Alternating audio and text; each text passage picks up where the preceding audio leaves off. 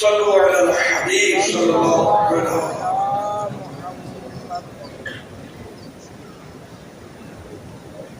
میں عفان یعقوب لیاری کراچی سے عرض کر رہا ہوں. میرا حضرت صاحب سے یہ سوال ہے کہ اکثر ہمارے پاس موبائل لوگ سیل آؤٹ کرنے کے لیے آتے ہیں تو ہمیں اندازہ نہیں ہوتا کہ موبائل چوری کا ہے یا نہیں، تو ہم بظاہر تو موبائل لے لیتے ہیں اور بعد میں ہمیں یہ آئیڈیا ہوتا ہے، چیک کرنے کے بعد پتہ لگتا ہے کہ موبائل چوری کا ہے. تو اس بارے میں کیا حکم ہے؟ برائے مہربانی رہنمائی فرمائیں. جزاکم اللہ خیر. بھیا چوری کا مال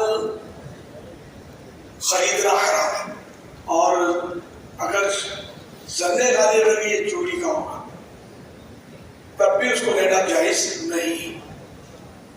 اچھا اب مال لے لیا اور کنفرم ہو گیا کہ یہ تو چوری کا ہے، تو اب بھی یہ مال جو ہے اس کے مالک تک ہے، اس کے مالک کو تلاش کر کے اس کو پہنچائے. اس چور کو نہ دیں، اس کو دیں گے تو اس کا تو مقصد پورا ہو گیا، کہیں اور بیچ مارے گئے.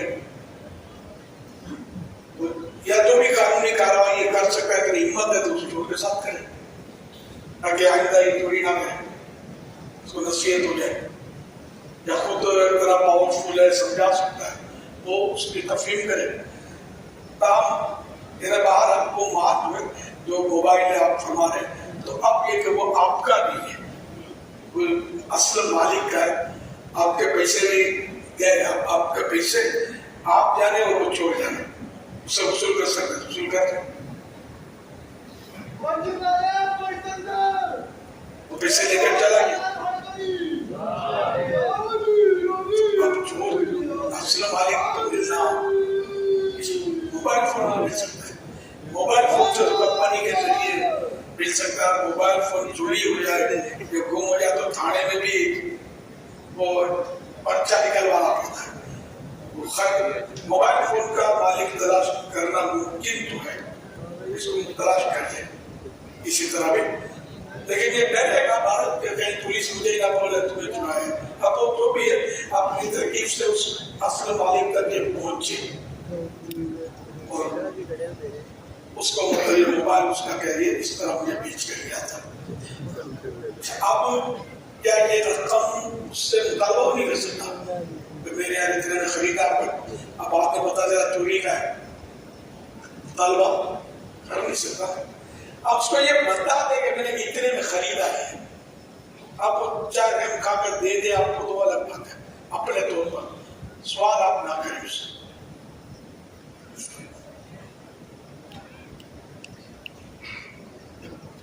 مدینہ موبائل اگر چوری ہو جائے تو کیا اسے رپورٹ کروانا چاہیے تھانے میں یا سوئی میں چھوڑ دیں؟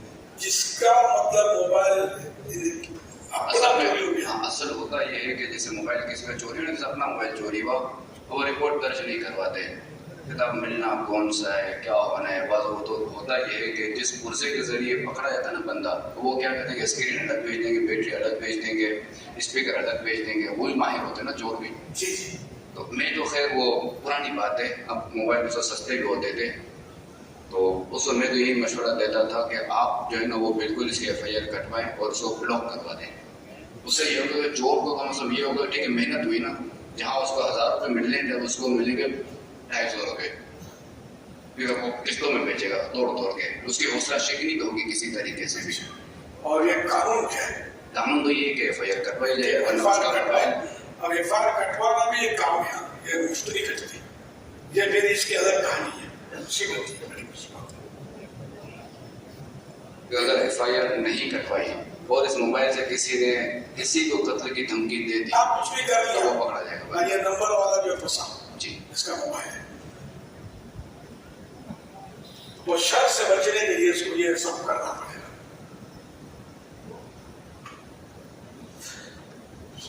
صلو علی الحبیب صلی اللہ علیہ وسلم. اسی طرح ٹکا دنیا ہے تب بھی وہ اس FIR پڑھوانی پڑتی ہے، اس کو عوام کو پرچہ کٹوانا پڑتا ہے تھانے سے. اب وہ بس نہیں کٹوائے تو بھی پھنسے، کٹوائے تو بھی کٹوانا بھی آسان نہیں.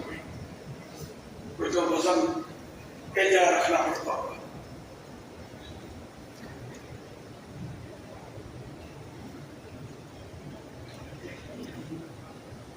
آپ کے بارے میں یہ سوال تھا کہ کبھی ہمیں بذات خود ہاسپٹل میں ایڈمٹ ہونا پڑے یا اپنے خاندان رشتہ دار والوں کے ساتھ جائیں تو مریض کے ساتھ جائیں تو ہاسپٹل میں کن امور کا خیال رکھنا چاہیے؟ آپ کے ساتھ بھی کبھی معاملہ پیش آیا ہوگا تو آپ کن باتوں کا خیال رکھتے ہیں کہ جس سے دین اور دنیا کے سارے کام درست رہیں اور کسی سے شرمندگی وغیرہ کا سامنا نہ کرنا پڑے؟ ہاسپٹل کسی مریض کو لے کر جائیں تب کی پوچھ رہے ہیں یا خود مریض بن کے جائیں؟ یا خود مریض بن کے، دونوں صورتیں ہیں. دونوں صورتیں انہوں جی نے. ہاں. میں تو جب میں نے کہا ہاسپٹل بھی گیا، میری کوشش بلکہ مطالبہ یہی ہوتا ہے، ترکیب ہوتی ہے اور تقریباً بن بھی جاتی ہے کہ وہ لیٹیں گے بستر میں پاؤں قبلے کی طرف نہ ہو، ایسا بستر فراہم کیا جائے مجھے. لیکن میری اکثر سن لی جاتی ہے سورس وغیرہ تعلقات نہ، آپ کی ہو سکتا ہے سنیں نہ سنیں، کوشش اور کیا کر سکتے ہیں، مجبوری ہے، اس کے بغیر چارہ بھی نہیں ہے. اور کوشش تو کی جائے اس کی قبلے کی طرف پاؤں نہ ہو. وضو کے لیے وہ میں ہاسپٹلائز ہوا تھا، ایک جگہ آپریشن کروایا تھا، اس کو تو وضو خانہ بھی بنا کر دیا تھا. آپ کا جو آپریشن تھا نا وہ بڑا آپریشن تھا اور وہ صدیوں کے دن تھے، تو اس میں باقاعدہ خیال رکھا گیا تھا کہ ٹائم ہمیں زیادہ ملے آپریشن کے بعد تاکہ نماز میں تھوڑا وقفہ مل جائے. عشاء کے بعد کا وقت ہو.